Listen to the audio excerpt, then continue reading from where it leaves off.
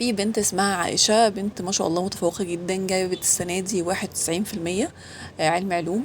فطبعا أول رغبة بالنسبة لها إن هي تخش كلية طب. وفعلا لما بدأت إن هي تملأ الرغبات بتاعتها في التنسيق، كتبت أول كلية كلية طب، وبعد كده بدأت تكتب كل الكليات العملية. فوجئت بعد كده إن الرغبات اللي هي كتبتها اتغيرت تماما، وحد غير الرغبات بتاعتها وشال كلية طب خالص وحط كلية تانية مكانها. فاللي هو استغربت جدا. اكتشفت بعد كده، قعدت تدور لغايه ما اكتشفت ان اللي عمل كده صاحبتها الانتيم، صاحبتها اقرب صاحبه ليها، بقالها يعني 3 سنين معاها. فاللي هو فاللي هو كانت صدمه كبيره بقى بالنسبه لها، يعني اللي هو مش متخيله انك ممكن تعملي فيا كده. فكان الموضوع صعب جدا جدا بالنسبه لها، وحاولوا ان هم يعني يغيروا الترتيب بتاع التنسيق. طبعا الموضوع ما كانش بالساهل، بس الحمد لله قدرت ان هي ترجع التنسيق تاني زي الاول. ف الموضوع بالنسبة لها صعب، بس والدي طبعا خد موقف وراح عمل فيها محضر في صاحبتها. ولكن بعد كده والدها اتنازل عن المحضر اللي هو عمله، لان يعني زي ما يكون اهل البنت دي قاعدة يتكلموا معاه وكده، وهي قاعدة تتكلم معاه وقاعدة تعتذر وكده.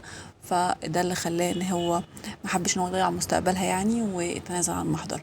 بس بصراحة البنت اللي هي عائشة دي لغايه دلوقتي مصدومه، وبيعملوا معاها لقاءات دايما بتتكلم بتقول انا مش مصدقه نفسي ان هي تعمل معايا كده، ومش متخيله ان صاحبتي تعمل معايا كده لمجرد بس ان هي كانت متضايقه جدا ان انا هدخل كليه احسن منها او حاجه هي مش قادره توصل لها.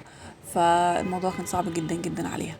بصراحة الموضوع ده يمكن حصل حاجات كتيرة شبهه، وسمعنا عن حاجات كتيرة جدا شبهه، لدرجة ان يعني في مواقف او في حاجات حصلت ما بين الصحاب سمعنا عنها في التلفزيون.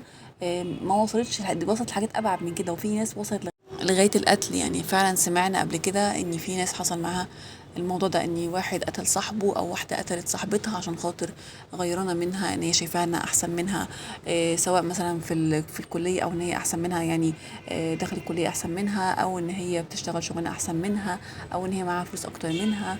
فبيوصل الموضوع معاها الغيرة لدرجة ان هي ممكن توصل يا اما تأذيها، يا اما كمان ممكن توصل للقتل. فالموضوع مش سهل ابدا. موضوع فعلا بقى مخيف، فكرة الصحاب اللي هم آه، في غدر، بقى فيهم غدر. يعني طبعا مش بنعمم نقول كل الناس كده، لو طبعا في ناس كويسين جدا وفي صحاب كويسين جدا. بس يمكن ده يخلي كل واحد يكون حذر شوية في التعامل مع اللي حواليه. مش يبقى خايف من كل الناس، بس على الأقل يبقى حذر، ما يبقاش يعني مآمن لكل الناس بطريقة ساذجة جدا. يبقى يحاول ان هو يكون حذر مع صحابه بقدر الامكان. لكن ده ما يمنعش ان في صحاب جدعة جدا، في صحاب بتتمنى الخير لاصحابها، في صحاب هم اللي بيدلوا اصحابهم على الحاجة الكويسة، بحيث ان هم بيبقوا عايزينهم ان هم يبقى زيهم واحسن كمان. لا، في ناس كتيرة جدا جدا جميلة وطيبة يعني لسه موجودين. فده كان بصراحة موضوع يعني حبيت ان اشاركه معاكم، لاني بصراحة البنوتة اللي اسمها عائشة دي انا فرحت جدا الحمد لله ان هي حقها رجع، لان هي كانت بتطلع في اي لقاء بتتكلم كان شكلها فعلا متضايقة وزعلانة.